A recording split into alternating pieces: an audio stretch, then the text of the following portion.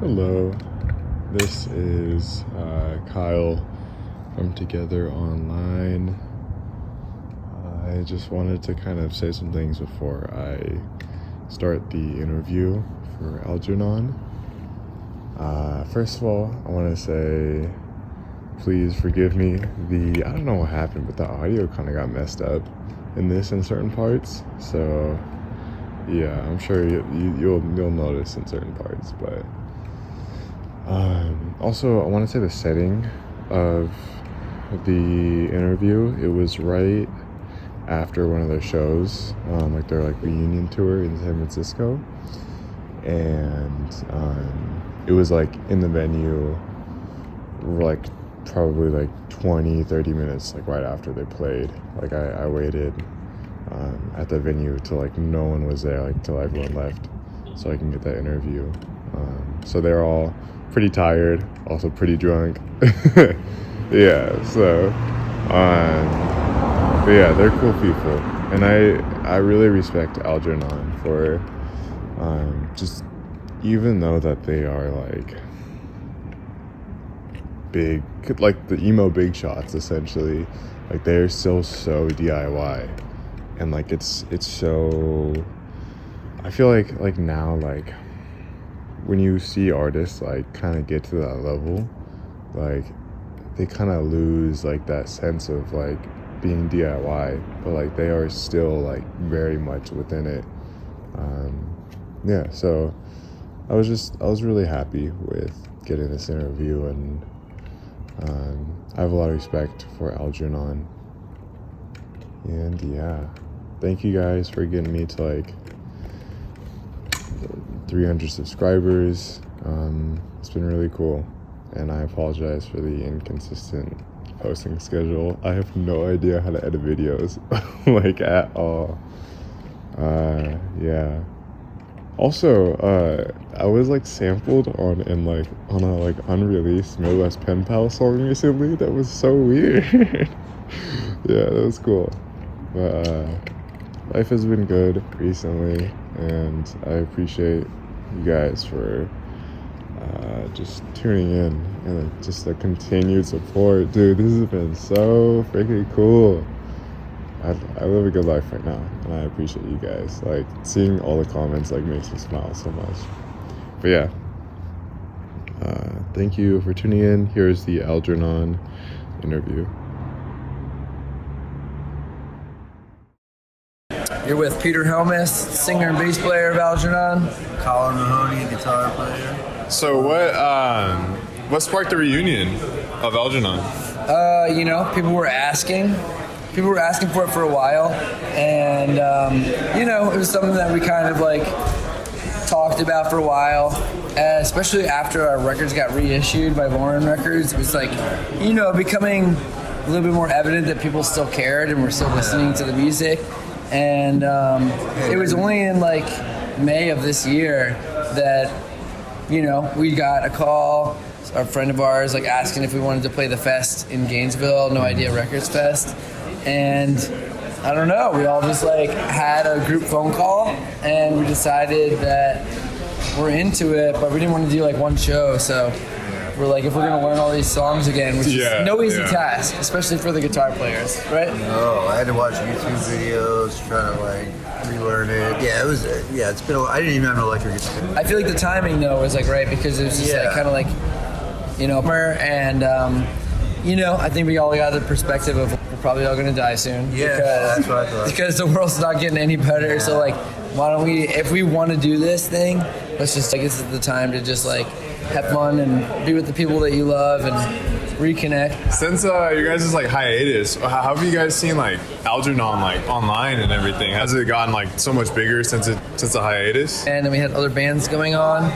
and then the years were rolling by, and we did watch it kind of switch generations, and we didn't know who was listening, but people were listening, and then I said, once Lauren Records did the reissues, then we're oh, there's for serious a market for this, people still want the records. And I wasn't very good at touring either, so it was a redo for me. I kind of skipped out one of my It wasn't fun, really, but I skipped out on the first tour that I was involved in, and it was a regret, a serious regret. A year ago, but it's my chance not to f up. Maybe, and getting older, my kids will remember it too. They might think I'm cool when I'm older. They like the dinosaur song. Yeah, they love the dinosaur. Kids love the dinosaur song. Yeah, it just felt like even my dad came. Like he's getting older, so it's like you start to think about all this shit. Like, he came to the Philly one, It's like, man, we're getting old, And that was another thing though too, like because the band ended. It's just like a 3-piece, like me, Tank, and Joe. But once the reissues came out, we were like, all right, well, this is like a full band thing. So we all kind of like, we'd been in touch, but we all kind of reconnected in that way. Like, yo, this is all of our band, and if something is gonna happen, it's gonna be like everybody, which was super nice to like reconnect. And then when we actually like got together to like play, it was like this is why we liked being in this band in the first place. It was just like these built-in connections. Well, we played since like we were kids, like almost. So I think there's like chemistry there already. But it was intimidating. I didn't know what to expect either because I wasn't following Algernon's like if people cared about it really. I think we had a MySpace page when I was in the band, but I guess the internet and stuff like that, So I had no idea that people cared or whatever. So it's pretty neat. I was still hesitant, I was like, I didn't know what to expect with shows. But Colin still lives in Yardley, Pennsylvania, where the band was, concepted. Yeah. And for a while, we were on the Yardley Wikipedia page for a while. But that's got to be a sign that there's something important going on. That's there, my right? goal is to get back on Yardley Wikipedia. Yeah. I think the whole timing thing worked out in our favor, just because instead of being like something that people missed and then maybe got to see a few years later, it kind of made like a more like legendary status of like, oh, this band that ripped it, but like you can't get anymore, even if you want it. You'll never see them. And then the young kids, and then there's the old guys in the back, maybe that know us. Exactly. All our friends stand in the back. It's pretty neat.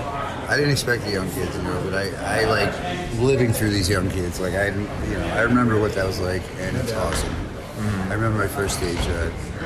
Do you guys still listen to emo? I never got that stuff. Never gets old for me. I like to try to keep up with what's new and stuff too. But those are always in my greatest hit. In my go-to songs. Or go-to albums. Yeah, I listen to like every kind of music that's out there, but it's the stuff that like we grew up on. There's maybe some records or bands that have kind of faded into like, oh, that was like a then thing, but like a ton of it's still super impactful, and like I can listen to it now, maybe even especially with like enough time in between. Absolutely. I listen to like the records that like influenced this band, and I'm still like into it, It's kind of cool to listen to it like years later, I think, I like that. There's something about like time passing that like it's kind of shines a light on like, if something does still resonate with you, or if maybe that was a phase, but like there's always one part of it, I think, it still hits you like it hit you back then, so. Yeah, as much time goes by, you still, like when you're playing, you sort of you forget that you're like old, or I forget that I'm old or whatever, and it feels awesome. All right, so since your guys' tour, there's been a lot of hoopla about the coffee pot on Twitter. What's up with the coffee pot? So yeah, the coffee pot was actually on our first record on Some Kind of Cadwallader. At the end of Motivational Song, those records are thick with extra instruments and all sorts of like weird, just like dumb shit and like secret shit that we like snuck in there. And we were like kind of like a jammy band for being like a hardcore, but we had on the end of it, we just had this like quiet jam at the end of it, and I don't know why we chose the coffee maker, but we wanted the coffee maker in there, and because we were recording in his room, I remember. At the house, and he had the coffee maker, and I think it was just like And it made it into the record. Yeah, We just wanted to simple. fill it out. And it was kind of like field recording. Like, Yeah. oh, we want something like organic, like not instrument, in here. And so when we're getting ready for this tour, it's like, oh, we're gonna have 2 drummers. They're gonna play the extra keyboard and the extra percussion, and we're like, oh shit, we got to use the coffee maker from Motivational Zone. And so that's when we turn it on, and it's all mic'd up, so it's going through the PA. So we're trying to It's very powerful. It's hard to notice if you don't know. It's hard to notice if you don't know or you're not expecting it. But like you get the rumblings of the coffee maker Yeah. through the PA and everything. A And lot of experimenting. But So talking about making the first couple records, I want you guys to. There's this rumor online that you guys made the first 2 records. You guys mixed it with a pair of iPod headphones. Is that true? probably. oh, I mean, Very possibly. I don't know. Joe, that would be a Joe question, right? that would be a Joe question. He's got a pretty good memory because he did all the recording. But I mean, we would always listen to mixes on That's iPod awesome. headphones, and just because that's what people listen to. So like you got to check it on that. We're doing this live. He wants to know. Did you do that? Did I what? Did you mix All right. that? Yeah. All right. There's a rumor online that the first 2 albums were all mixed through iPod headphones. Is that No, it was the Snowing album I mixed on jeez. iPod headphones. That would have been cool. I would have said yes. But now, I mean, nowadays, like everybody checks their mixes on iPod headphones because that's what people listen to. Oh yeah. True, yeah. They do that, yeah, because they want to see the sound. But usually they make it sound good first, then check it. I just went straight for the iPod. We recorded it. Sorry, Snowing. Mom's Drexel. All right. That's all over the place. So. Last question. Should we expect new music? There were some jams happening up there tonight. Never know where the jams. That was a new jam. Can't ever say yes or no about a jam. I mean, I will say we can't stop this guy. We can't stop Colin from jamming. When we're in practice, he's just like I'm 16 again. the riffs just pop out of Might this be a little more guy. dad feel to my riffs, but maybe a little slower. I don't know. I think in life you gotta expect the unexpected and just take whatever it gives you. That's how this tour happened. Play it by ear. You know, just maybe things figure it out. All right. Well, that was all my questions for today. Thank you guys. Thank you. I appreciate it. Yeah, I'm glad we can make it happen. Thanks for sticking around. Yeah, man. Thank you.